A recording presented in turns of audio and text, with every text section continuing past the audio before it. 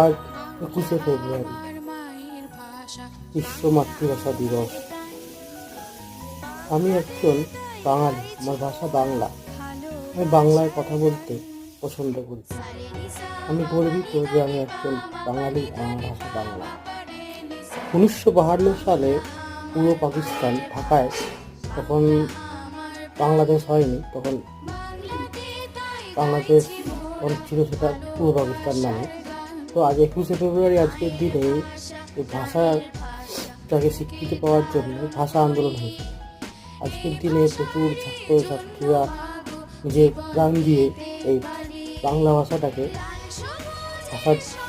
ভাষায় করার জন্য লড়াই করেছিল। 1999 সালে ইউনিক্স থেকে এই বাংলা ভাষাকে স্বীকৃতি দেওয়া হয় মাতৃভাষা রূপে। আজকে 21শে ফেব্রুয়ারি।